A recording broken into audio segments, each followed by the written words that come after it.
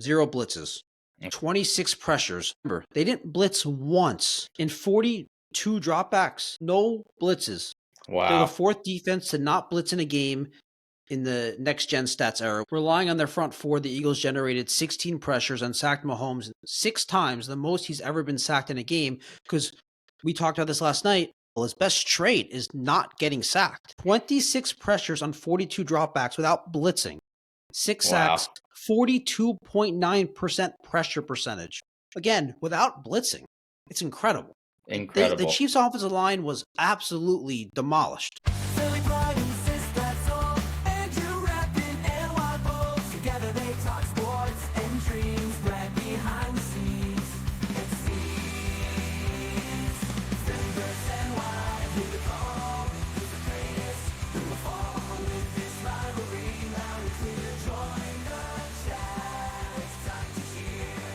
Sports and culture all in one. Catch the fire, feel the fun.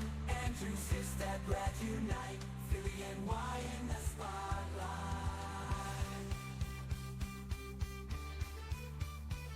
Hey everyone, welcome to episode 28. The Philadelphia Eagles are Super Bowl champions. We briefly talked about it last night. An emotional post-game 20-minute recap. Sistad pouring out his euphoria.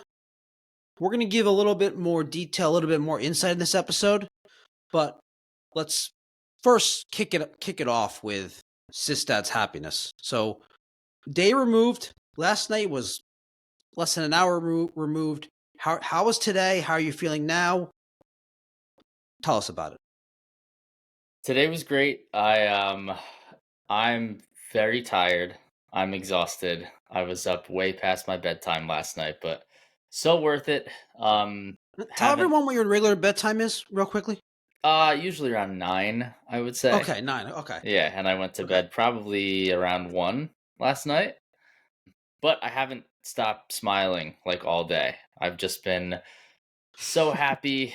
It's setting in. It's just so surreal, and there's so many storylines and angles and just cool things, cool fun things about this season, the way that it played out, and just the utter domination from this team. Their last 2 games, they put up 95 points in the championship game and Super Bowl. They broke the record for most points in a playoff run. And just awesome, just hearing all of the reaction from the pundits, from other fan bases. It's been a really, really fun day. A lot of people just reaching out, congratulating you, saying it's cool to see people just say like, hey man, I'm really happy for you. It's cool. It's just a really, really good feeling. I will forever be grateful. This is great. I am enjoying every moment of this. I have not gone. People are starting to talk like Dynasty next. Like, nope, I'm good. Like we're gonna enjoy this. Can't just be happy in the moment. Dude, we need right, more. We need more. Yes, no, we don't need more right now. Like, it's okay. Enjoy this. Like, savor it. Let it sink in. You can't repeat right now. So why even worry about it right now? No. Just enjoy it. This is one of the I think it's one of the best teams of our lifetime, like single season teams. Think about it. Can you? So last night I just let all this go because I was happy for you. No one wanted to hear me like poke holes in your ridiculousness. But come on. What do you mean? Dude. This is a team that went 14-3. This is what every fan base does after their team wins. They don't. This is the best team I've ever seen. Best team. I didn't say that after 2017. I didn't say that. This is the greatest season I've ever seen by any team. Jalen Hurts is the best quarterback I've ever seen.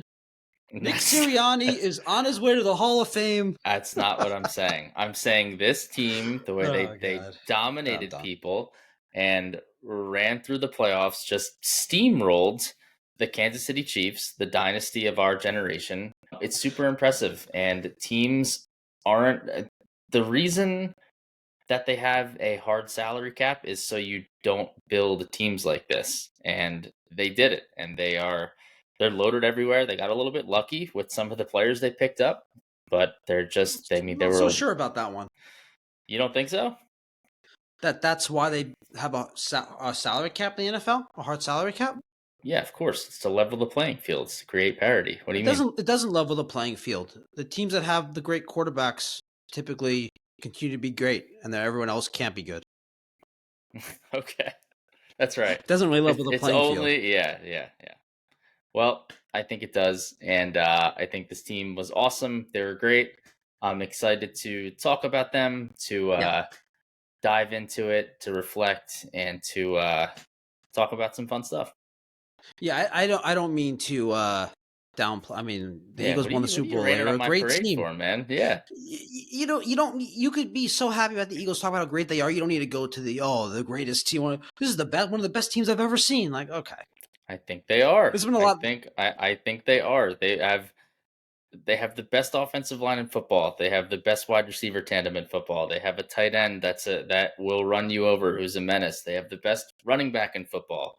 Their quarterback, really good. Their defensive line, really good. All three, they're really, really good, really good, man. Yet, 4 months ago, the worst team I've ever seen. That's right.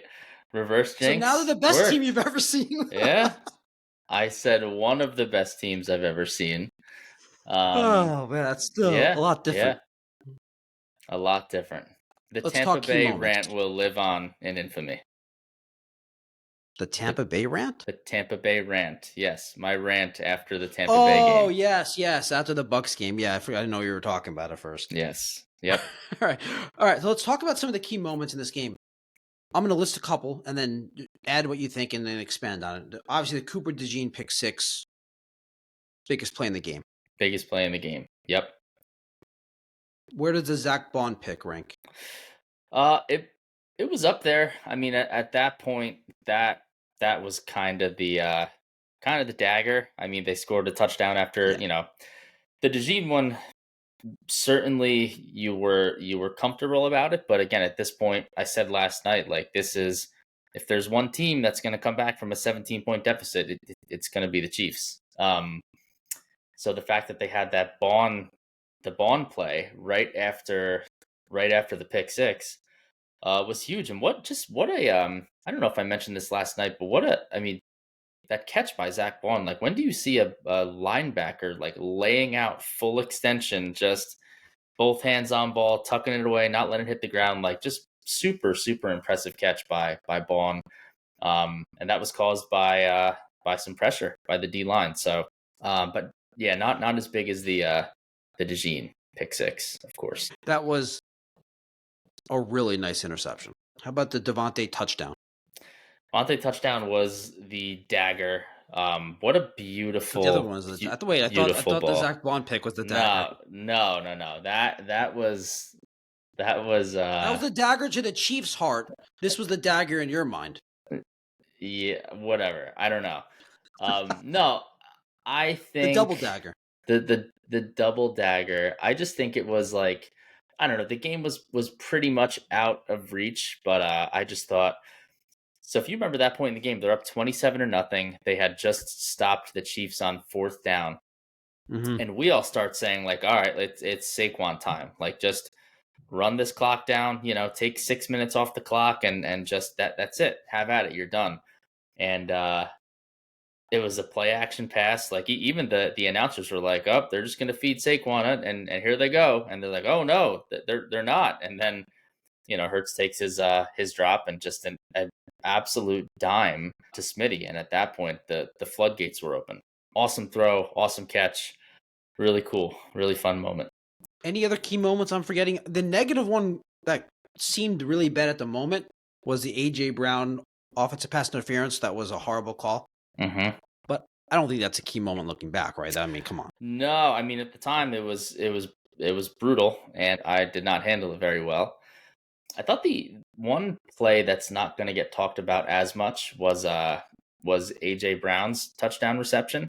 Beautiful pass by Hurts. Just hit, could not have been a more perfect ball.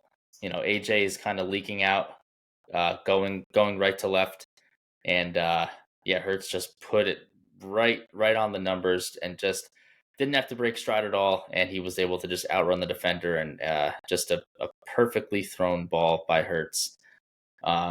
Just really cool to see. He really showed out yesterday. He deserved the MVP. He threw the ball great. He was on time. He was accurate. He did have the one interception, but that's because his arm did get hit as he was throwing the ball. That was a bad pick, though, right? I mean, that was a bad pick. They were in field goal range.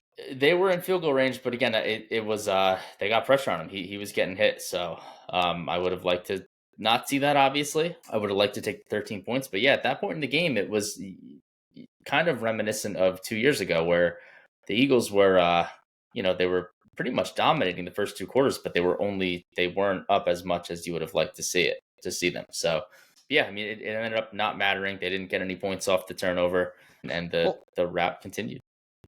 I was also going to say it could have been better because Elliott could have missed the field goal and the Chiefs could have had the ball at the 30 instead of what they were like pinned back at like their 5 or something. Yeah. Whatever it was. Yeah. Well, Elliott was pretty good yesterday, so he was for once. Yeah. I know that was a concern of yours. That was like your number one concern. It was, and it proved true for the first 3 rounds. But yesterday he was really good. Most of his kicks were like right down the middle. So it's good to see.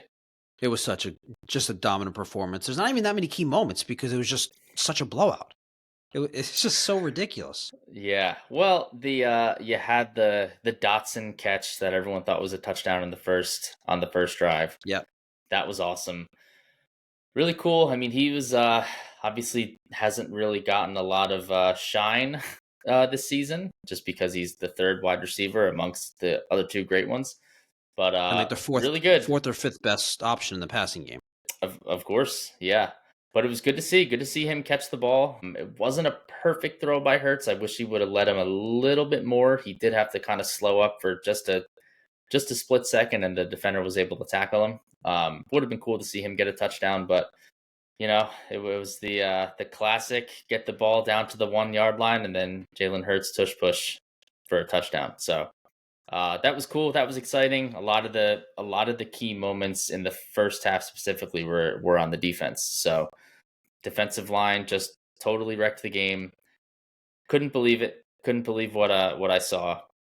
Just so many of them. There were waves, and the ones who didn't really put up the big numbers, although they were impacting the game, were like the guys that you normally expect. Like Nolan Smith didn't have any sacks.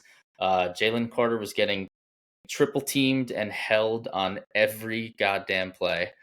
But obviously he opened up stuff for everybody else. But yeah, it was a lot of Milton Williams, Josh Sweat, Jalix Hunt, Moro Ajamo, Jordan Davis had a sack. So like a lot of the guys who don't really get a ton of shine were back there and just making plays, and it was awesome. One of the things Bryce Huff had 3 sacks. Yeah. Bryce Huff had 3 sacks last year when he was on the Jets. And no, they were the playoffs for sure. They were so good. You know what's funny? So I saw what I saw a lot, and I guess this is understandable, but a lot of the talk today in the media was, hey, what was wrong with Mahomes? What happened to Mahomes? It's like, of course, that's what people talk about. Okay, do you want to know what happened to Mahomes? The Eagles' defense happened to Mahomes. Of course. Jalen Carter happened to Mahomes, and Josh Sweat, about this and the defensive line, and Zach Vaughn, and the defense, and the secondary locked up. They had every one of the skill position players in jail for 3 hours yesterday, so we had no one to throw to. There was not until garbage time. Yes, then Worthy they didn't have Worthy locked up anymore. Right. But it was over, so it didn't matter. It was over. You probably didn't think it was over at that point. I didn't think it was over, but it was. All right, so we did talk about this in the preview episode about how I gave you all the metrics, all the stats, how the Eagles defense matched up against the passing games on Patrick Mahomes, and it was very favorable for the Eagles. Yeah. Let's get into you mentioned the pressure on Mahomes. Let's get into that. Okay. We talked briefly about this last night. I confirmed it. You thought they may have sent Vaughn once. 0 blitzes. Okay. At least recorded blitzes. 26 pressures. Remember, they didn't blitz once. In 42 dropbacks. No blitzes. They're the Wow. fourth defense to not blitz in a game in the next-gen stats era, which I think goes back to 2014, I believe. Relying on their front four, the Eagles generated 16 pressures and sacked Mahomes 6 times, the most he's ever been sacked in a game, because we talked about this last night. His best skill, his best trait is not getting sacked. I always talk about how that's more of a quarterback stat than an offensive line stat or a defensive stat. Mm-hmm. And he's amazing at not getting sacked. Mm-hmm. 6 sacks, 0 blitzes, 26 pressures. 26 pressures on 42 dropbacks without blitzing. 6 sacks, 42.9% pressure percentage. Again, without blitzing. It's incredible. Incredible. The Chiefs' offensive line was absolutely demolished. Anything that happened outside of that really was going to be irrelevant, because as great as Mahomes is, that's ridiculous. Yeah. Everybody's asking, and to your point, everyone's asking what happened to Mahomes. Yeah, you're right. The Eagles' defense happened to Mahomes. The Chiefs' offensive line happened to Mahomes. But this is what people do. Oh, Mahomes had a bad game. It must be he was off. Well, right. The question is, why was he off? Because he was getting pressured every time he dropped back, essentially, half the time. Mm-hmm. That's pretty crazy. Amazing. I think if you dig back through our week 4 episode too, you can find me talking about how bad the defensive line was. But it was the worst defensive line the Eagles ever had, because you were saying how they're always known for a great D line. This team can't get any pressure, and you were right about Bryce Huff, though. He never recovered at all season. Yeah, crazy. That doesn't mean he won't going forward, though. Who knows? But yeah, the Eagles D line is incredible. Yeah, they totally dominated, man. That's what we're used to in Philadelphia, is a dominant defensive line. But again, like this, it was just cool to see a lot of the guys who aren't typically back there get back there. Jalen Hunt is a 3rd-round rookie who's played pretty well in the playoffs here, and I think he got to Mahomes once or twice. Again, you had Milton Williams 2 sacks. Man, that towards the end of the game, I know the game was pretty much out of reach, but that sack fumble that Milton Williams had on Mahomes, dude, I was kind of surprised that he got up and like continued to play after that, because he took a bad shot on that play. Jalen Carter came up and really hit him really hard in the face, and he got hit from behind. He was getting hit in the face. It was a brutal shot. And again, the game was pretty much out of reach at that point. So really exciting, really cool. Secondary was amazing. Did you see Patrick Mahomes' QBR? No. So I don't put that much stock in QBRs as a metric. ESPN took passer rating and said, let's make it better. Mm-hmm. This season, Patrick Mahomes' QBR was 67.6. His best season, it was like it was like 80, but he's typically around mid-60s, low 70s, which is towards the top of the league every year, obviously. His QBR in this game, can you guess? Oh my gosh. 67.6 this season. What do you think it was in this game? By the way, and this is including garbage time, where he made his stats actually somewhat respectable. So that's even what I was going to say. that. Like, yeah, I'd be curious to see what it was like, Negative. For the first 3 quarters. Garbage time. It was negative. Really? Yeah. Oh, I didn't know that you could have negative. Yeah. I don't know. I'm not making like a factual point when I say that. Oh yeah, no. I think QBR is measured from 0 to 100. From 0. So yeah. He had a negative impact on. He was doing nothing. Right. That's my point. I don't mean it literally. Right. Yeah. Anyway, take a guess. I don't know. 35. Lower. 25. Much lower. No way. 15. Lower. What? Patrick Mahomes' QBR in this game, 67.6 average for the season. In this game, 11.4. Wow. With garbage time, with that deep ball to Worthy, with whatever they had, 2 or 3 touchdowns in garbage time, 2 touchdowns. Dude, he ended up with like 250 yards and 3 touchdowns. I know. Wow. That's QBR insane, does not like sacks. Okay. And they don't like turnovers. Yeah. And he got sacked a lot, and he turned it over 3 times. They dominated him. Yeah, I couldn't believe that specifically the interceptions were just nuts, man. I mean, that one, the DeJean one was I guess he just didn't see. He just didn't see DeJean. Like, don't know. he was under some pressure and looked like he It was a just tried. typical, it was a typical Mahomes play where he's rolling out, and when he goes to throw, you just assume he's gonna hit someone wide open. Yeah. Like Yep. and then he did hit someone open. Yeah. Yeah. I mean, how cool is that though, man? That was DeJean's first ever interception of his career on his birthday in the Super Bowl, and it's a pick six against Patrick Mahomes. Like, unbelievable stuff, man. 22 Incredible. years old. Yeah. I've Yeah, never said pretty anything incredible. bad about white cornerbacks, by the way. You can see this? I can.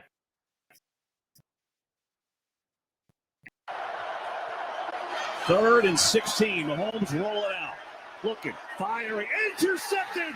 Picked up by Cooper DeJean. Gets a block. DeJean is in. Touchdown. Wow.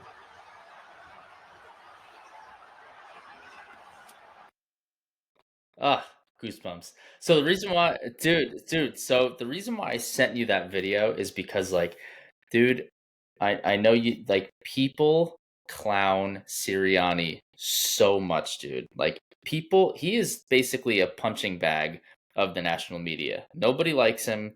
They all think he's dumb. They all think he's like this big doofus who doesn't do anything. You would never say he's because dumb. I would never say he's dumb. I would say some of the coaching decisions he makes are dumb, but like I Anyway, don't get just to your like point. I'm sorry, I distracted you. Sorry. the reason why people hate him is because of that, right? They think he's too emotional. He gets too fired up, but it obviously that's it's awesome. Well, it's awesome when Dan Campbell and when Sean McVay do it, but when it's the coach of the Eagles, then it's the worst thing of all time. But Or like a coordinator does it. Like that was the thing that everybody loved Robert Saleh for, and Jets fans were so happy he was gonna be the coach because he would get like fired up every defensive play. dude, like how that. could you not like, dude? That's awesome. That's me. Like, if I was the coach of the Eagles and that just happened, like I would be sprinting down. Dude, I would be sprinting down the sidelines, screaming, like throwing my headphones off. Like, are you kidding? This kid just got a pick six in the Super Bowl against Patrick Mahomes. Like, this is the team. It's so funny you said that. If that would be you if you were the head coach, because so Jenna was texting me videos and pictures of your reaction, and at one point I said to her, he thinks he's the head coach. Like you were standing in this one spot doing like.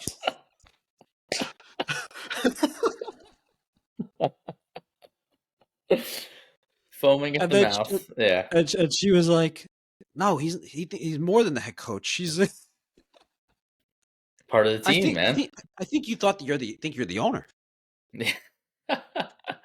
I know you're not one for legacy talk, but once you win the game, like, you're kind of reached immortality and people aren't allowed to make fun of you and tease you. Not right away. That goes away, though. I mean, people crush McCarthy. Yeah. I mean, he's just been maligned his entire career by Eagles fans and by just by the national people. But he won the fan base over just this year. After the Browns game, people wanted him fired after the Browns game, which is a game that they won. But if you remember, so the worst team I've ever seen. We need to give context behind the Tampa Bay, the Buccaneers game rant, because you're a nuts fan. That's the context. You're a crazy fan. No, the context is that context is that they had one of the most epic collapses in recent memory last year, a season ago. Yes, 7 out of the last 8 games. I kept telling you that doesn't matter for the season. Separate them. You said they're not separated. That you can't separate them. They should be separated. The first 5 games of this season were very, very similar to the collapse of the year before. That's all I'm saying, and that was true. Yeah, so they have a chance. They're 2-2. They can don't improve. have a chance. They don't have a chance. It's never gonna go away. No, you can't. So you after can't. that, you can't explain it with context. You can't explain it with context. So after you had a really bad end to game, the season. They were off to a start 2-2. That game specifically reminded you of everything that went wrong the previous season. So you thought It's happening again. They're just not that good. This is who they are now. Who they were in the second half. Right. Okay. And Crazy then, fan. right. And then the Browns game happened, which is, again, a game that they won, but the Browns were all for this year. They barely eked out a win. I recall that game. I remember. And after that game, people were like, this guy's got to go. And then obviously they went on a 9-game winning streak, and now he is a god. He's a god in Philadelphia. He's totally immortal. He that's it. He cemented his legacy with the fan base, with the city. And I think it's really cool for him because this is a guy who, again, nobody liked him when he got hired. His me, I know you're the same way, but like I'm not really too big on like press conferences. I think they're all kind of silly and dumb. But his they're better than the on-field interviews. They're better than that. Yes. His opening press conference, you should look it up. When he first got hired, he like couldn't even formulate a sentence. I recall this. He was stuttering all over the place. Like everybody was making fun of him. And then they started off 2-5 that year, his first year as the head coach. And he gave this this analogy of a flower. And he basically said, hey, like the results aren't showing right now, but what we're doing is we're fertilizing the seed, we're watering the seed, we're doing everything that we need to do to get this flower to grow. And one day it's going to pop. And the fan base like roasted him to shreds for that, to the point where they had a home game. I think it was one that they lost, but somebody threw a bouquet of flowers like at him as they were walking off the field. Yeah, they hate this guy. 2-5, brings them to the playoffs, ends up turning that season around. They lose to Tampa Bay just because, they were just a really young team and Tampa Bay was really good that year. And then the next year they go to the Super Bowl. And then the year after that happens where they start 10-1, they have the collapse, and then they have a really slow start to this year, and they just start steamrolling teams. Week 6, really this slow past start. Year, 2-2 is not a really slow start, but I get it. Yeah, I get what you're saying. Yeah. So, and just to see how far he's come, and again, everybody clowns this guy, man. They trash him. Why do you care? I mean, I don't really care. You take it very personally that like the national media and people on Twitter don't like him. Who cares? I just think it's like him? Funny. Eagles fans like him now? I just think I like to point out the hypocrisy of like, again, it's great when Dan Campbell does it, but for some reason, but no, when it's Sirianni not. Does Dan it, Campbell was crushed for his first press conference. Yeah, also, but he said we're going to step on their throats or whatever he said. Right, but people now mocked him for that too. But now everyone loves him. And people still discredit Sirianni. People still think like, like the general like opinion about him is like, well, he's got a great roster, so like he should be really good. It's like he does have a good roster. Yeah, he does have a great roster. Right, but so does Dan Campbell, and like okay, so do a lot of other coaches that like are good coaches. Like why I don't know. I think it's annoying don't focus on this stuff. Who cares what people say? No, the reason why I'm telling this is because I think it's just a really cool story from where he started, where he came from, all of the mud that he got dragged through, almost getting fired, like, and the big thing about him this year was, he doesn't call plays on offense, and obviously he doesn't, like, he's not the defensive coordinator, so he doesn't call, because a lot of these head coaches they're offensive coordinators too, right? Andy Reid calls the plays, Sean McVay, Kyle Shanahan. A lot of these guys are actually calling the specific plays, and Sirianni doesn't do that. So that was another thing that he got dragged through. It's like, what does this guy even do? He's a glorified babysitter. He decides when they're going to use timeouts. That's all he does. And it's just it's cool for him. It's just a giant middle finger to everybody who doubted the guy, and I think it's really cool. And I'm super happy for him. I'm proud of him, and it's like it's just an awesome like comeback story. And I hope that he gives an obnoxious, like ignorant speech at the parade, because no, you don't want it to be ignorant. You want it to be. I want it to be a middle finger. Like, You guys all made fun of me. No, Eat he this. shouldn't do that. I No, think he should. what? Not an He's gonna be actual talking to middle Eagles finger. fans. He's gonna be talking to Eagles fans. Why would he do that? Oh, because he'll be talking to Eagles fans. Are you kidding? Yeah, but Do I who have to? Did you? cares? Why after winning the Super Bowl would you want the head coach to be like, yeah, I was right, you guys were wrong? Like, what is that accomplishing? I think no. It's he wouldn't say it to Eagles fans. He would say it to everyone else outside of Philadelphia who doubted them, just like Jason Kelce did when they won the Super Bowl and he gave the epic speech and Yeah, I know everybody people doubted love us. that. And It's a right. bunch of nonsense, made up, fabricated nonsense. Come on, dude. Completely fabricated. Have If some you want, emotion. Have some emotion. no, the emotion is you enjoy rooting for a team that everybody hates. You like that. Yes. Yeah, so it's built up. I'm not saying people like Philadelphia. I'm saying you build it up, make it more than it is. So because it riles you up, not just you, Eagles fans. It's a thing. People hate. Yeah. Part of the reason why people hate Philadelphia and Philadelphia sports fans is because of the way Philadelphia sports fans say that everyone hates them. It's like the NBA broadcasters that say how bad the NBA is now, so now everybody doesn't like the NBA. You say it's bad, people are going to be like, "Oh, it's bad." Okay. I think that okay. So you're saying it's chicken or the egg. I don't agree with that, but you're well, it could be a little bit of both. To your opinion. Defensive stars in this game. Number 1 defensive star, Joshua Sweat. His name's not Sweaty. Joshua, right?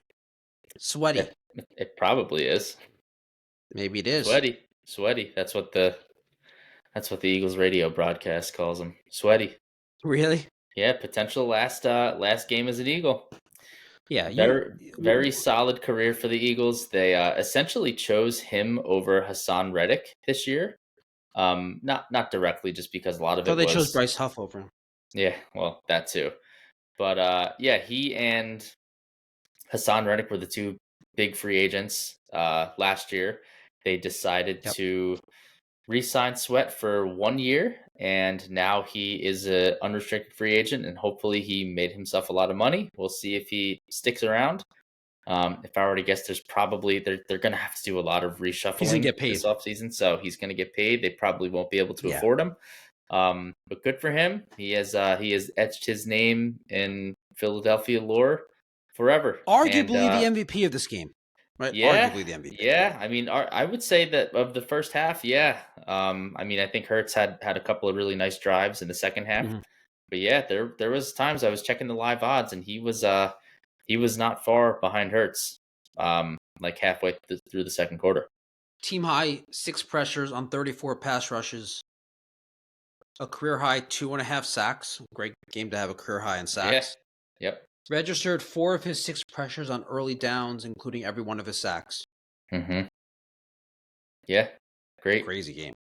It's a lot of pressure. 6 pressures on 34 rushes.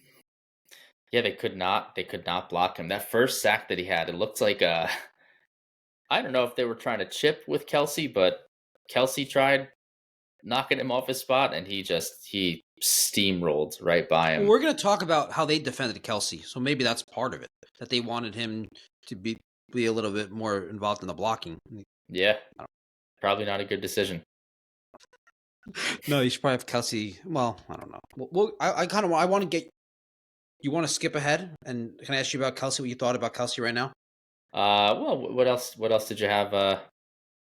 Defensive stars. We'll say with defensive stars. We'll get to it. I have a nickname for you. Not even the player's name. I even wrote it down. COOOOOOOP.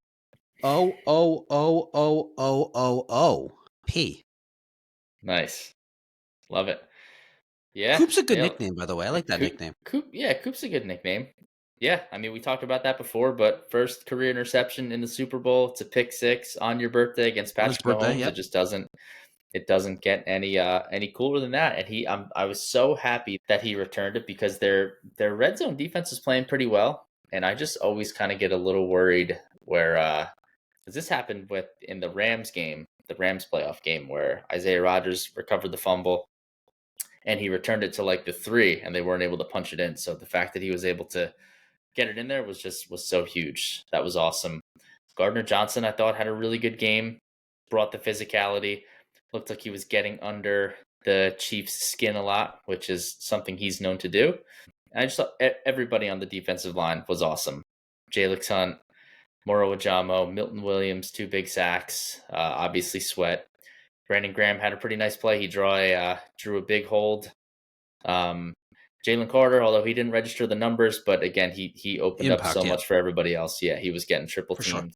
Sure. I mean, dude, the guy, he gets held so much, dude, and it's crazy. And then Bond, not the best Bond game, but just because he didn't have as many opportunities to make tackles because Mahomes kept getting sacked and throwing incompletions. So and they weren't really running, and they didn't run the ball. Yeah, So, yep, obviously had the interception, which was huge. Great interception. Yeah. Yeah. Yep. Really nice play.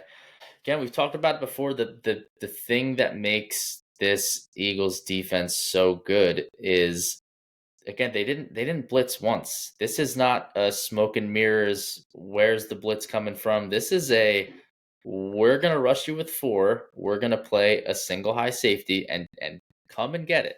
Good luck. And they had no answers for it. It was you know why really, they did really that? cool to see. You know why they did that, right? Why they rushed with 4? Why they didn't blitz? That was the game plan. Because they knew their defensive line was much better than the Chiefs' offensive line. Mm-hmm. Yeah. So, and blitzing Mahomes only opens up running lanes for him. Mm-hmm. Yep. Great game plan. I mean, the defense was just ridiculous. Great game plan. You can't look at the score. I mean, what they ended with 22 points, right? Yeah. Yeah. They had 7 points. Yes, 6. 6. Yeah, 6. Yeah. Well, yep. They went for 2, so whatever. But yeah. Yeah. Yep. Yeah, Vic Fangio, man, really, that's another really just cool, one of the cool stories about this game. Guy's been in the league for 38 years. It's his first Super Bowl championship. He was previously 0-8 against Patrick Mahomes in his career. And just really, really good time. Really good time to get that elusive win you've been searching for. And he decided to come to the Eagles, right? Who was he with before, and they let him just go? He was with the Dolphins, and apparently, like the reports, to home because of his wife or something. He's from Philadelphia. He's actually a huge Phillies fan. He talks a lot about the Phillies in his press conferences, in September, October. Cool. Yeah, I think the other cool thing about it is that like he's older. He's from Philadelphia. And I think you're going to get like a good 4 or 5 years out of him, and he'll just retire. He's not somebody that who knows? He's not looking to become a head coach again, probably. Exactly. So, which is one thing that, the Eagles have had a new offensive coordinator every year. Not the first 2 years. It was Shane Steichen, 21 and 22. But then they went to Brian Johnson last year. They went to Kellen Moore this year. They're going to have another offensive coordinator next year. So, it'll be nice to have some continuity and somebody that you won't have to worry about getting a head coaching job. Yep, I agree. Great for Vic. Mm-hmm. All right, moving on to I want to talk about Travis Kelce. I want to kind of get your insight on it because they completely shut him down. 4 catches, 39 yards, 6 targets. Couple of those were garbage time, I think, too. A couple of those were garbage time, yeah. Yep. So Jess was actually kind of watching this game with me and a couple of friends, kind of. But at one point she said, like in the first half, like, have they shown Taylor Swift yet? And we were like wondering, like, they were like, I don't think so. And I was like, well, Kelce hasn't done anything. All he's done is drop a ball so far. Mm-hmm. So they probably are waiting to show her when he scores a touchdown or something. Right. She's celebrating. Yeah. And they don't want to show her as the Chiefs are getting blown out, and Kelce's doing nothing. You can't barely notice him out there. Mm-hmm. What did you see that they did against Kelce? Like scheme wise, did you notice anything that they did that really quieted him? Not really. I mean, I think they were just. I think they were trying to make him uncomfortable. I think they were chipping him at the line, and they weren't really giving up. I don't know. He seemed to be going for a lot of like the underneath stuff. He wasn't really like busting through the secondary, which probably makes sense because he's a little bit older, slower. I think where he feasts is where he'll kind of just find the hole in the zone, and he and Mahomes just have such good chemistry that it's going to work. They're going to find each other. Yeah. And I think that they just made him very uncomfortable. Especially off schedule, they do a lot of like Mahomes and Kelce have a good connection. Yeah. Yep. And that's the thing is that Mahomes just had zero time. And I mean, the coverage in the secondary was just so good They that did such a good job at not only pressuring him, but not allowing him to roll out and hmm escape when hmm he creates these like backyard plays. He had like one Yep. or two of those like crazy like run away, like flip or throw the left hand. Like he didn't do Yeah. barely had any of those. Hit a Yeah. couple of them, but pretty crazy. Yep. But Yeah, that was yeah, I was actually just one of Kelsey's only catches was like a third, and he just kind of flipped yeah. it. Yeah, and That was that was that was like a garbage time, right? That was really late in that the was game, I that think. that was garbage time. Yeah, that was like a third down that they ended up converting. But yeah, that didn't really matter at all. He had another play in I think it was like the first drive Mahomes did where he just escaped. It was an incomplete pass, but still just his ability to escape the sack by another 4 or 5 seconds. But the coverage was so good downfield that it almost didn't matter. You know. I agree. Nothing they did mattered. And you know, I mean, everybody, like you said, we opened. You were saying how people were asking what's wrong with Mahomes. Well, what happened with Mahomes? And it was the Eagles that happened, and it's Yeah. just so true. It's so true. Anything else on Kelce? No, not specifically. Who was on him most of the? I really wasn't even. I didn't even notice who was on him because I didn't see him often. Yeah, I didn't either. I mean, it looked like they had I would say it was probably a combination of Gardner Johnson and DeJean. But yeah, Okay. again, he had no time to do anything. So it just didn't matter. Didn't matter who was on. Oh, I think I told you about the one more thing on Kelce, and it's the Kelce Taylor Swift tandem. I think I told you about this last night, where people were saying they were rooting for the Chiefs because they wanted him to see him propose on the field Yes. post game to Taylor Yeah, Swift. you told me that. I mean, dude, like that is just so ridiculous. How, I don't even know where to start on that.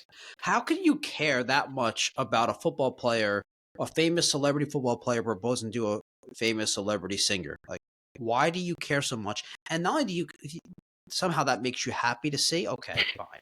I don't understand that, but okay, it does.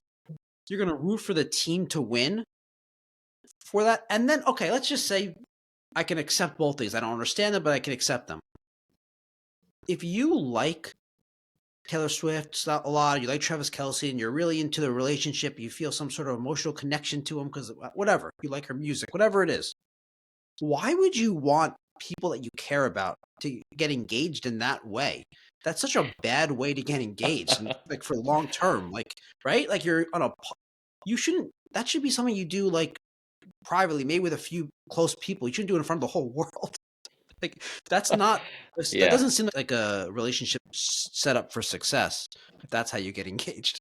Yeah, I don't understand. I've never been into celebrity gossip. I think it's annoying. Like I don't know, I was just so happy to see that not happen because that would have been a tough pill to swallow. Everybody would have been super happy and Travis Kelce's getting engaged. That would have been awful. I would have So, found that a little annoying. yes. Wow. Wow, that is saying something. That is. Yeah. Well, the Eagles saved the world from having to witness that. So you're welcome. That's right. All right. Another guy that had a slow game, but this time on the Eagles side, Saquon Barkley. But let's not talk about why he had a slow game, a bad game. 57 yards, around 2.5 yards per carry. They shut him down, but they shut him down because the Chiefs prioritized. That was their game plan. We're prioritizing shutting down Saquon because he's the guy that runs their offense. If we shut him down, we can win. Mm-hmm.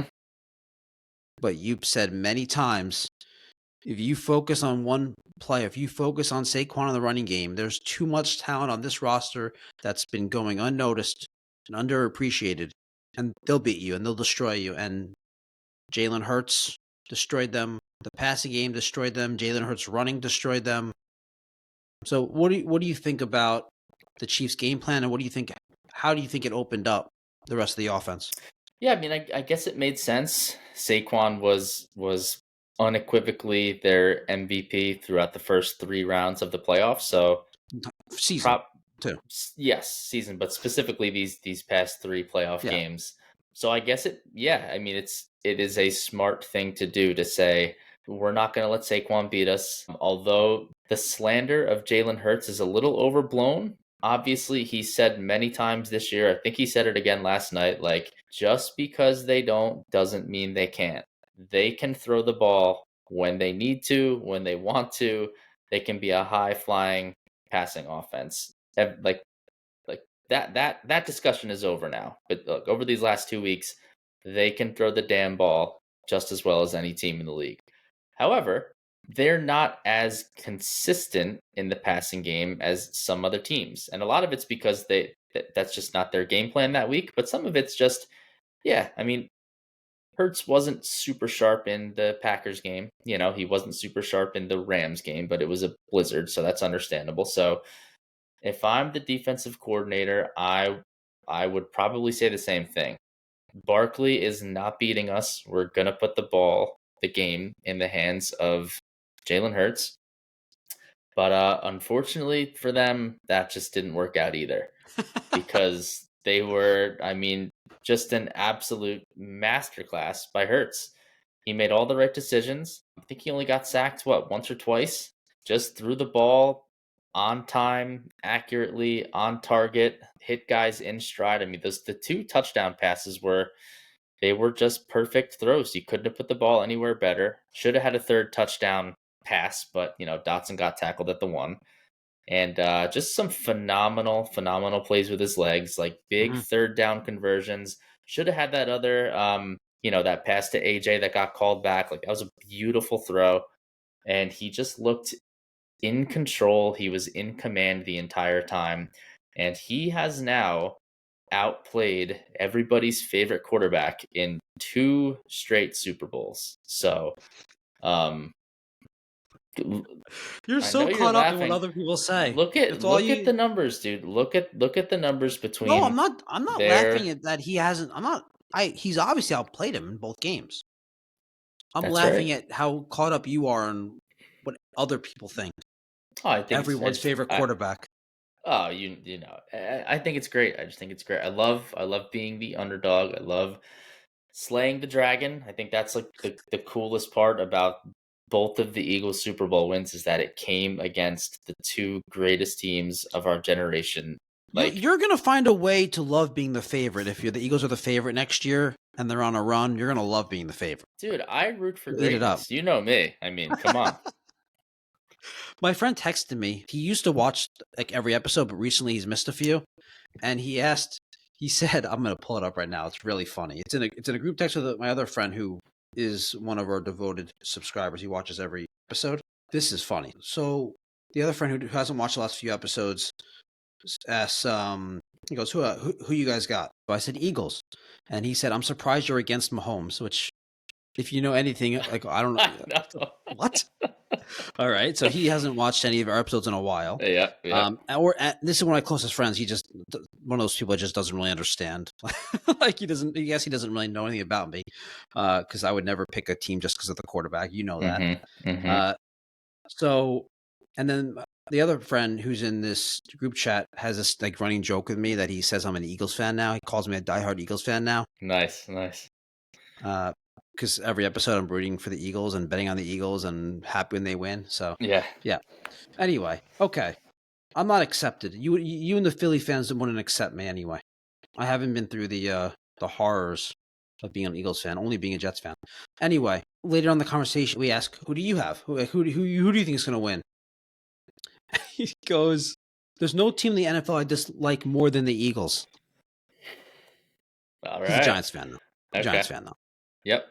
Also, would like to see Mahomes continue his greatness. No. This is not a joke. He did not watch or listen to our episodes. So I said, so you root for greatness? Most of the time. No way. Yeah, and our other friend that's in the group chat obviously knows your whole greatness stance. Yeah. And then the other friend was over, and we were just laughing about it.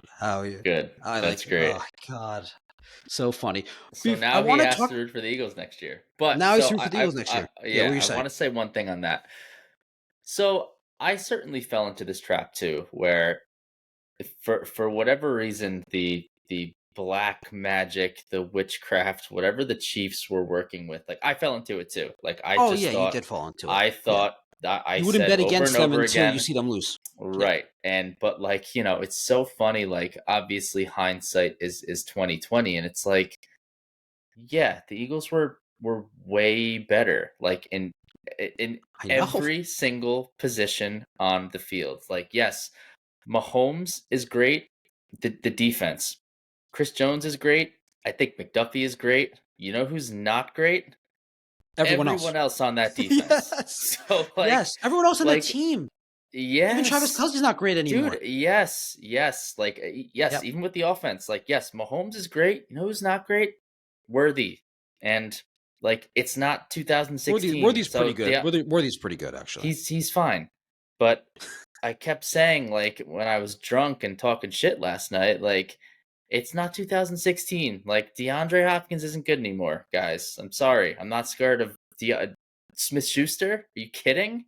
Hollywood Brown? I mean, That one get D-Hop out of play? here. That one Hopkins play where Right. what was that? He just 2000 fell. That was in 2016. I would have caught that, but it's now 2025, and you're just not good anymore. So, Correct. and one of the first things that my dad said when he got to my house, and I'm very stressed out. I still don't know. Yesterday was the longest day of my life. Like, I feel like the day just dragged on forever and ever. Leading up to the game, you're talking about, right? Yes, leading up to the game. Like, just because you're excited for the game. Excited, nervous. Like, I was keeping myself occupied all day just to try to pass the time, and like, it was just such a long day. And my dad, he's not like a hot take sports guy. Like, he usually plays it pretty straight up. Like, he never says stuff like this, but he came by, and the first thing he said was like, oh, the Eagles are like, they're gonna smoke the Chiefs. And I was like, what? Like, why would you say that? Bold prediction. Well, proven correct. He just said, and this is one thing that I was kind of saying last night, but like, winning one-score games is not a skill. It is largely luck. It's luck. And it's fun when it happens. You sound like me right now. Dude, but it's true, because look at these two teams. Like, the Eagles kicked the shit out of everybody for 2.5 straight months, and the Chiefs did not. Like, they were eking out these wins, and like, at some point your luck is gonna run out. So like, that was sometimes it's like, I disagree with that part also. Sometimes like, the simplest explanation is just the one, like, that's the real reason, and it's like, do you know what you just decided? Way better. No. Do you know what you decided?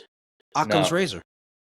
Oh, yeah. Weren't we talking about that a couple episodes ago? I think we talked about that many years ago. Okay. Yeah, Occam's razor is just cut out all the nonsense. Yeah. Like, I mean, yeah, the Eagles were way better, like, at every single position, and that's what you get, And I'm so happy. I'm very much in the camp. I'm pretty sure we talked about this in one of the other episodes, but like, again, being armed with hindsight, like, it's such a better, sweeter feeling today. And I was vehemently rooting for whoever was playing the Chiefs up until the Super Bowl, because I didn't want to play them. But it just makes this win so much sweeter than if it would have been the Bills or the Ravens. Because it's the Chiefs, because it's the Dynasty, because of the revenge factor from 2 years ago. It's just really, really, really awesome win, awesome feeling. You started talking about Jalen Hurts before. I want to get back to that real quickly, though. I asked you, we talked about Saquon's bad game and the Chiefs' scheme to stop him and how it opened it up. But for a bad game, 57 yards is like much better than like half the league would get on their average game. Yeah, he made some plays in the passing game too, which he really hasn't much. Yeah, so that was good to see. Yeah, and that was that was like most of his offense with the Giants was in the passing game. That's just because they suck. Anyway, they would just they dump it off to him every play because they couldn't do anything else. But the one thing I wanted to note, he needed 30 yards rushing for the regular season plus postseason rushing record. He obviously surpassed that by 27 yards. Congrats, Saquon Barkley. Yep. The single season record, postseason, regular and plus post rushing record. Pretty crazy. Yep. Greatest season I've ever in seen an era, from in a a time Philadelphia of, athlete. I think so. In a time Totally. of passing, he set the rushing record. That's pretty crazy. Yep. Absolutely. We Amazing. should get into that though. The best Philadelphia season. We'll do the best Philadelphia seasons and best New York individual seasons. That's a good episode Okay. Yeah. over the next couple of months. I like that idea. So Jalen Hurts. So you talked about 17 for 22, 221, 2 touchdowns, 1 interception. The 72 rushing yards is crazy. The rushing touchdown. Here's some metrics I have for you. Verse, no blitz, just the rush. 15 for 17, 185, 2 touchdowns. Wow. With over 2.5 seconds in the pocket to throw. 11 for 14, 145, 2 touchdowns. Throwing on throws 10 plus air yards, 5 for 7, 137, a touchdown in that INT. Wow. Awesome. Beautiful. Game. Beautiful. Not bad for a guy who can't throw. Everyone was saying he can't throw. They were. I don't know. I don't watch that stuff. I don't pay attention to that nonsense. So I don't know. Believe you me, yes, that was all the talk after the Packers game. I believe that some people said that, and you're building it up, exaggerating like everyone said that. That's what I believe. Okay. Fan reaction, celebrations. Did you see anything fan-wise? In the streets of Philly, people are always, thinking, Philly fans are going to go crazy. They're going to, riot in the streets, which they probably did. Yeah, no, they did. They were out. Broad Street was completely packed all night long, seemingly. Yeah, that's to be expected. I'm sure people were climbing up telephone poles and having a blast. Yeah, Philly isn't the only city to do that. It doesn't make. I mean, why would you want to harm? I don't know. I don't know. Celebrating the street, party, drink, whatever. But why are you trying to Yeah, why are you flipping over cars and stuff? Yeah, what is that doing? I don't know. I don't get it. I have no idea. You should do that when you're really, really angry. You should never do that. But if you're really angry, it makes more sense. Yeah. Yeah, it makes a little bit more sense. You should do it. Get angry and just flip cars over. Yeah. But yeah, that's not just a Philly thing. That's I know. Boston does that. New York doesn't know what a championship is, so other than the Yankees, Yankee fans wouldn't do that. But because they've won 27, so of course not. Yeah. No, but other fans, some would say they roll out of bed and they're in the championship series. Yeah, they wouldn't do that, but they would just grab an outfielder's arm and try to twist it. Yeah, that's right. All right, Chiefs Dynasty, is it over, or is it just they lost the Super Bowl? They can be back. I don't know. I tend to think that they can get back. They do need to do some retooling though. I mean, a lot of their pieces are very old. Even Chris Jones seems legitimate. Well, yeah. Sorry, what were you gonna say about Chris Jones? Yeah, I was just gonna say it seems like Chris Jones is still really good, but I think he's he's closer towards the end of his career than the beginning of it. So other than that, other than McDuffie, they really don't have. I just didn't think their defense was that good, and their offense. Yeah, they have no. Worthy's good, like you said, but other than that, they just have no skill positions. Pacheco's pretty good too, but Pacheco's good. They need a legitimate receiver in there as well. Plus, I don't know if how long Kelce. Maybe he retires. Maybe he's back. He's not as good, and he's not. And he's going to decline. You should expect the decline to continue. Sure. Yeah. They need a real weapon, and they need to improve the defense. I agree. But when you have Mahomes, when you have that quarterback on that level, and you have Andy Reid, assuming he's back, which I expect him to be. To say that the dynasty's over because they lost in the Super Bowl because they got blown out is an overreaction to them getting blown out. Yes, I agree. I don't know that this whole one-score game thing continues, so maybe they take a little bit of a step back next year, but they're still going to be there. Any team that Andy Reid's a part of is going to be built the right way. So the foundation is already laid out there. They're going to invest in the O-line, the D-line. Maybe they'll get another receiver, but they're going to do it the right way, and they're not going away anytime soon. Mahomes isn't even 30 yet, so I would not say that the dynasty is over by any stretch. No, I wouldn't either. I agree. And everyone's talking about the Eagles dynasty. You don't even want to get into that, right? They're not. I not really. I mean, They won't. I mean, so in theory, maybe, who knows? They're the second youngest team in the league, which is pretty wild. Youngest defense in the league. They are going to need to plug in some pretty key defensive places. They're going to need there's a lot of decisions that they have to make in this offseason. So good problems to have, but yeah, I don't know. I don't know. I think it's way too early to get there. They won to celebrate the win. Don't think it like Dynasty. Yeah. But Yep. but Yeah, we'll talk off season stuff, but again, they have a lot of Becton's a It's free tough. agent, Zach Bond, N'Kobe Dean's going to miss the start of next year. Slay, who knows what's going to happen with him? He's a free agent now. But I mean, they're in a good spot. Yeah, Brandon Graham's retiring, so they're a lot of decisions to make. But we'll get there. We'll cross that bridge when we get to it. For sure. All right. Are we mocking New York fans on Twitter? They are are. reacting to Giants fans. This isn't Jets fans. These are Giants fans, right? That are beside themselves. Is that an accurate way? They are. Is that an understatement? They are in shambles right now, and it's in shambles. Man, one of the best things about this year, it'll never. So in 2017, when they won the Super Bowl, I always said it will never get better because the Eagles were awesome. They won the Super Bowl, and the Giants were horrible. And I was like, this is the best. Like, it doesn't get any better than this. So not only this year does the same thing happen where the Eagles are great, they win the Super Bowl against a great team.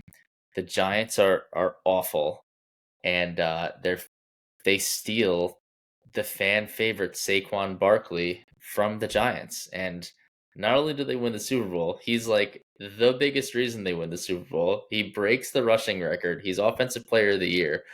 And they're just they hate it so much. And it's really funny.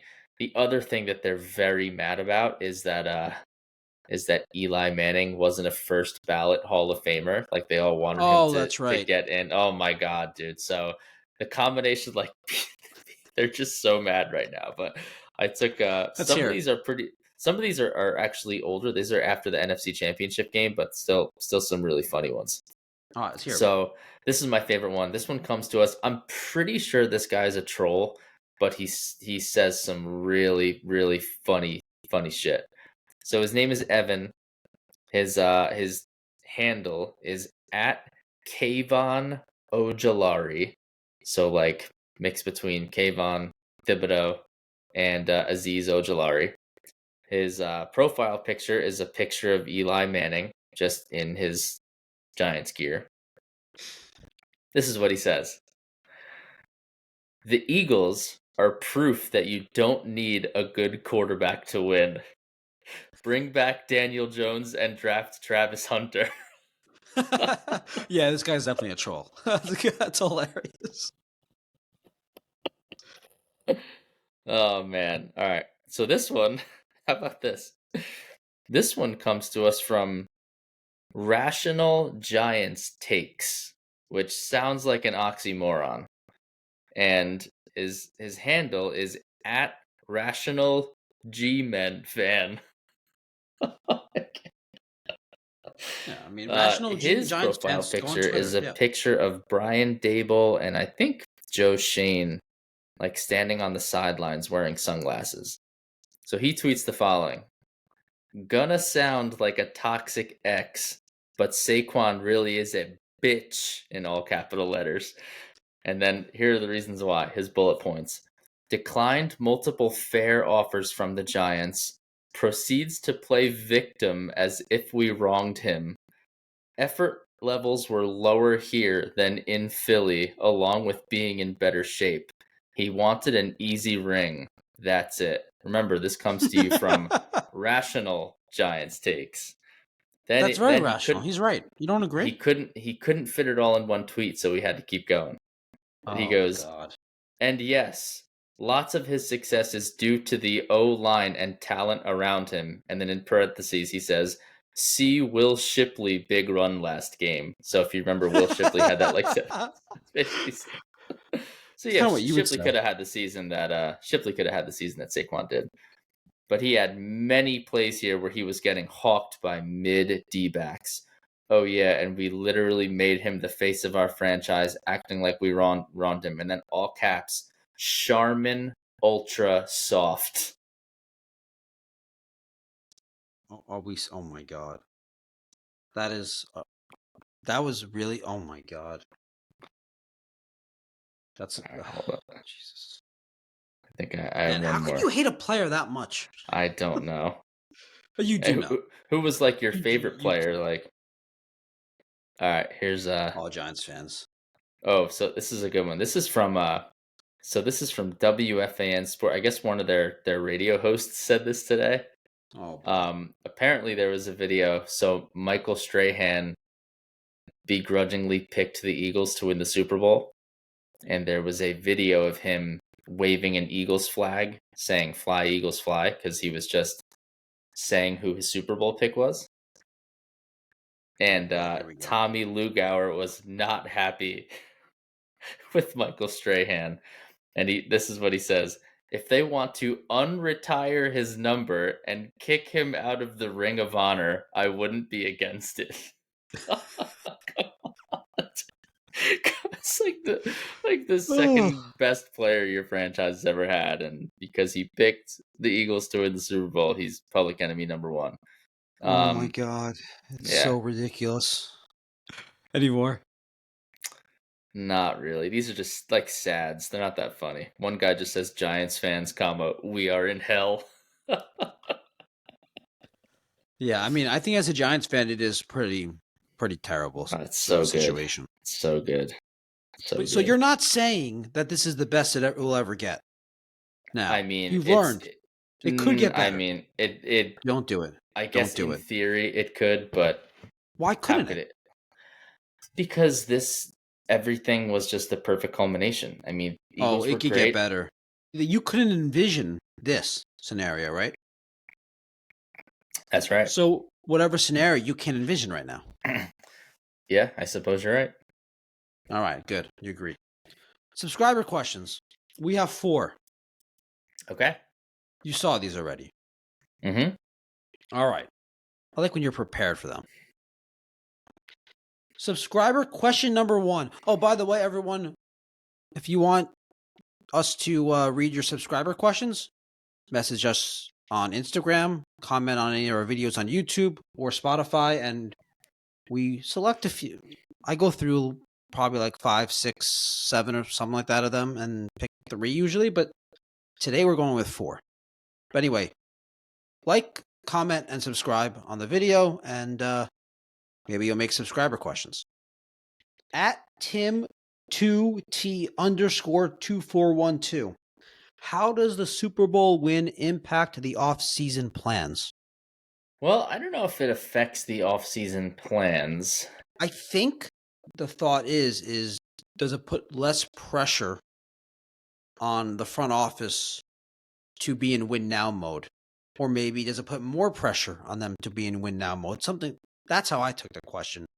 I think it would probably put more pressure on them to be in win-now mode. Although their defense is very young, their offense is still young, but they're not going to be around for too much longer.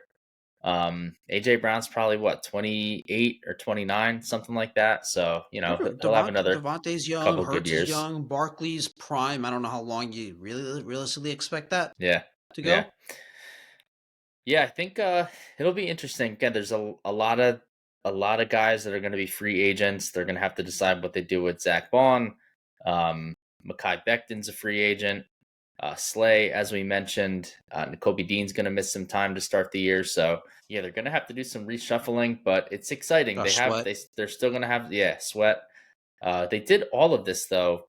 It's kind of exciting because they did all of this without a stud edge rusher. They had solid edge rushers, and maybe Nolan Smith takes another leap next year. But yeah, Bryce Huff was supposed to be the production that they got from Hassan Reddick was supposed to come from Bryce Huff this year, and he was the worst player on the team. So they are, I saw a couple reports that they're the odds-on favorite to land Myles Garrett in a trade. They've got a lot of draft capital to trade, but I mean, yeah, could you imagine this defensive line with that weapon, it'd be huge, That'd be incredible. Yeah, we'll see. I think as a fan, I would probably feel more accepting of the front office acting with less urgency after a championship. But I don't really think it impacts. Like, I don't think the front. I don't think Howie Roseman is impacted whether they won or lost one game. If they lost the Super Bowl, I don't think he's going to be like, oh well, now I'm going to go about it differently. Right. Howie Roseman's an amazing general manager, by the way. Might be the best in the NFL. I think so. All right. Question number 2. At Philly Faithful, that's with a PH, 72.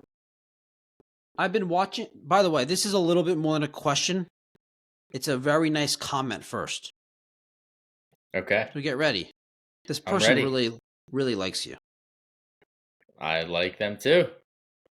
I've been watching your podcast throughout the playoffs. Never knew of you guys until this playoff run. Seems fair. We're only been around for 4 months. You guys are great together. It took me a couple episodes to realize the pod name Fanatics and Analytics, but now I fully get it, and I think it's perfect for you too.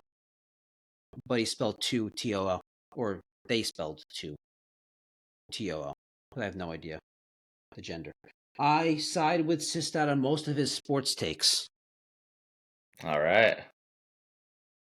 But I really enjoy the stats that Andrew provides, especially the ones that favor the Eagles. There's a lot of those. There's a lot of those. Yes. I like this guy, this person. Question for Sistad. Is this season going to change how you react to losses and bad play early on in future seasons?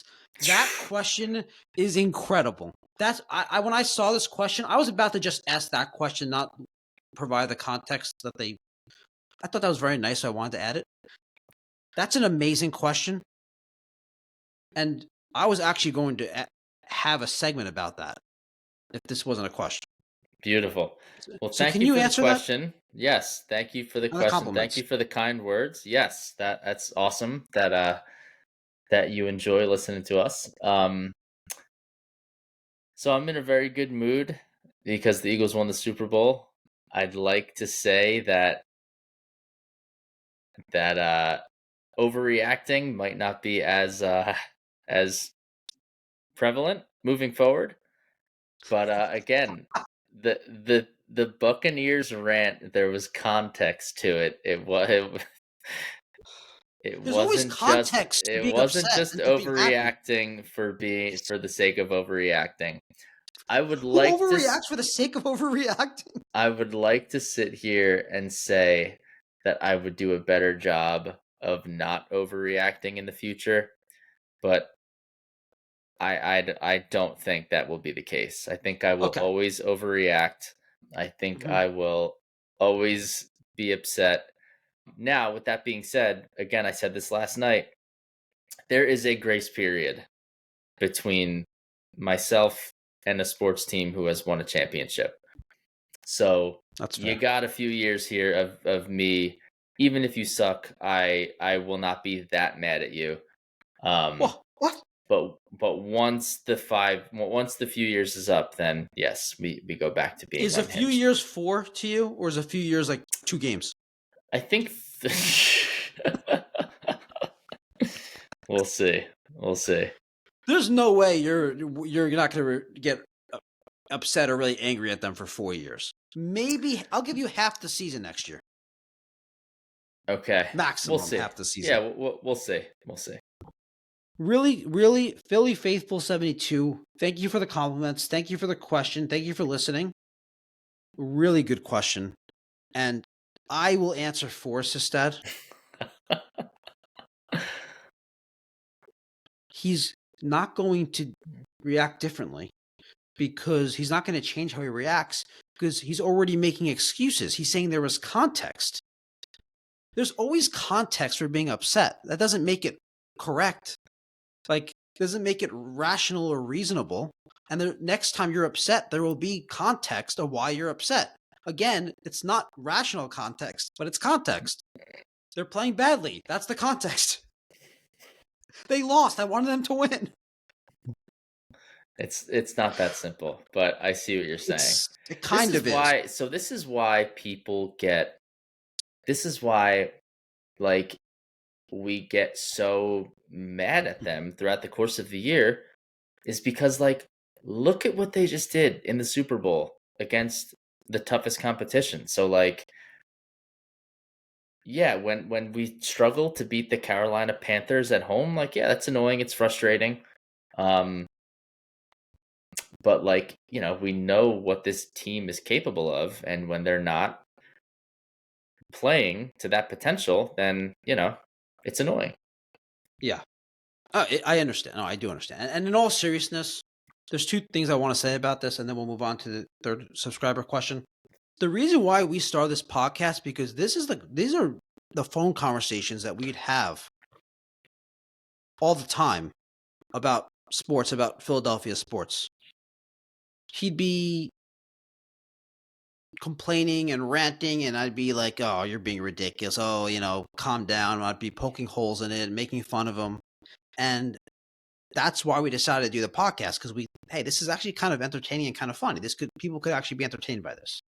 So that's one thing. The other thing is, if you didn't do that, we would have to stop the podcast.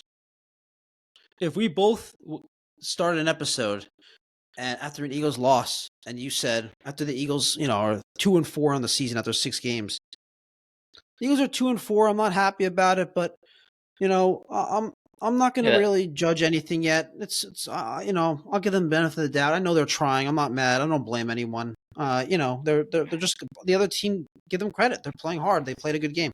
Boring. Like, if you said that, I'd be like, okay, yeah. Yeah, that would be lame, dude. That would be. Oh my god. Yeah, that'd be terrible.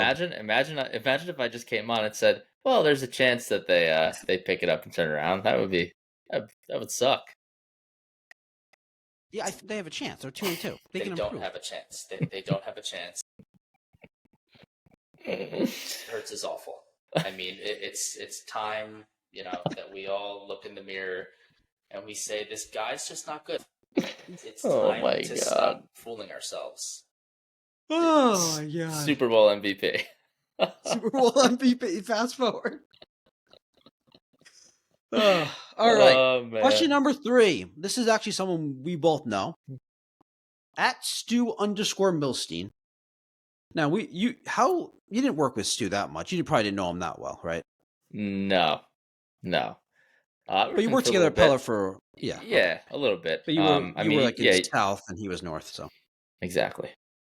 So he listened, or he watched our post-game recap from last night, and he texted me a couple things. This is a question. I'm going to get to the question, but he did text me a couple things. He said, "Watch last night's episode. It's great to see Brad deliriously happy. I envision you having 1/10 of his giddiness if the Jets won the Super Bowl." Even though that level of giddiness would be 10 times more deserving. It's true. And then he said, "I see you as 50-50 co-stars," because we had that very brief conversation. Nice. Yeah. You think you're the superstar? And then I like how your facial expressions when he says nonsense or something ridiculous. And then he goes, "Will he shave now?" That's the subscriber question. Will he shave? And the answer is very apparent as if you're watching on YouTube. The playoff beard is gone.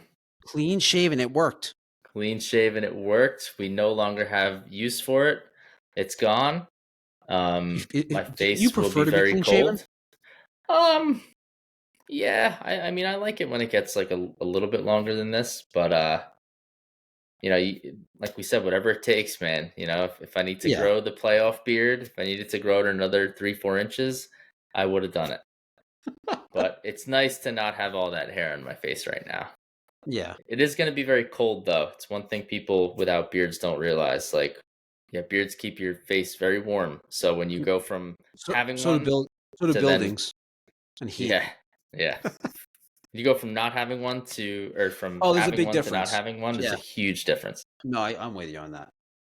So yeah, Stu, he already shaved. That was his last thing he questioned. Is he going to shave now? All right.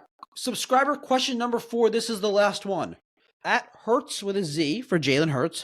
So good. 1. Sistad, are you going to the parade? So I don't know. What do you mean you don't know? I probably will not go to the parade.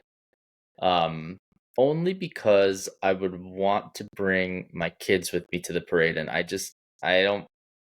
They're not old enough. They're just a little too young. Yeah, it wouldn't be fun. I mean, yeah, the parade. We went to the one in 2018, and I mean, it was total madness and mayhem.